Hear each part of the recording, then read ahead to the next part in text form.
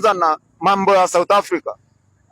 South Africa wananyorosha watu wenye waliingia huko, lakini wasijaribu, wasidhubutu kuguza Mkenya yote kwa South Africa. Kama anawasumbua watuambie tumuende, hatuwezi shindwa kumchukua, lakini wasimguze, wasijaribu kuguza Mkenya yote. Jambo la pili, mambo nilisikia the other time our president alikuwa anasema eti opposition hawana agenda. Sasa acha nikuulize, hii serikali, hii Kenya tumepatia serikali ijenge. Mtu mwako opposition, mtu kama Fred, mtu kama Kalonzo, mtu kama Rigiji, hana uwezo wa kuguza any land ya serikali anze kufanya maendeleo hapo.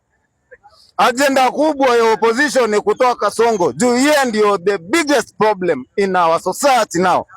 Na hiyo ndio kitu cha kwanza. Sasa Kasongo, agenda ya opposition ni wewe uende home, tuendelee. Mimi nimepiga hesabu yangu na huwa nasema hivi, tukiweka Kalonzo, ndio hiyo Kalonzo, tuanzie Kalonzo. Kalonzo unajua amewak, alikuwa MP, amekuja, Kalonzo amefanya kazi, lakini Kenya alipeleka kwao ni nini? Jela. Tumeacha hiyo kazi. Sasa huyo hawezi qualify kuvai for presidency, ndio asha fail. Tutoke kwa Kalonzo, turudi kwa nani?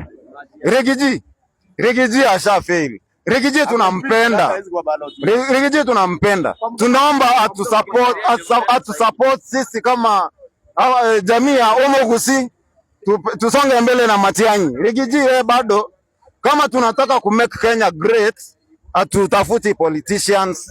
Let's security. Muliona kwa security mambo alifanya? Hakukuwa na ongo ya ufala. Sababu walienda nyasi. Waliingia nyasi. Wakamgeuzia mambo ya Ayala. Mambo ya Ayala, kama wanajua Okengo ako na makosa, wamuarrest. Wache kutuambia mambo ya Ayala, wache upuzi. Matiang'i asha qualify. Now, if we are ready to make Kenya great, we must be ready to choose a leader, not a politician. Turudi hapa Kisii. Kisii, our governor Simba Arati, tulikupenda. Hatukupendi sahi, lakini tulikupenda.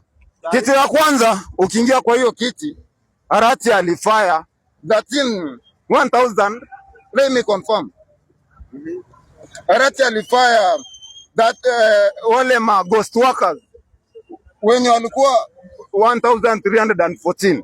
Wakati alifanya hao ma ghost workers, yeye alitangaza eti wame nini, eti tumewashika na tunawafaya. Kutoka hiyo siku hawajai tuambie ni results, hawajai tuambia watu walienda ama bado wako. Lakini juzi wakilipa watu kuna watu walikufa kama nani, let me confirm those people. Kuna watu walikufa, I wish ningekuwa nimezilist, but bado wako kwa payroll hapa Kisii. Na hiyo ni kitu iko na bado inaendelea, wako kwa payroll, earning money. Mtu alikufa lakini ana earn pesa. Kama tunafikiria ku make Kenya great, kama tunataka kuweka hii Kisii kuwe great, we are not ready to choose such kind of leaders. So let's be firm, let's be reality. Tusiseme eti tunataka ku make Kenya great, tunataka ku make Kisii great, yet you are supporting Kasongo. Kasongo he has failed. Education system. Jana amesimama amesema those protesters wenye walikuwa wanafanya maandamano, they were right. Ni serikali ili violate their rights.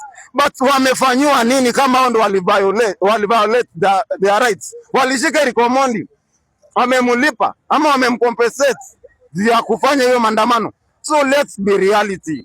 Sasa tunataka maendeleo. Sisi kama vijana tumeamua, sisi kama vijana wa Kisii, hatutaki stories, hatutaki wanasiasa, tunataka leaders.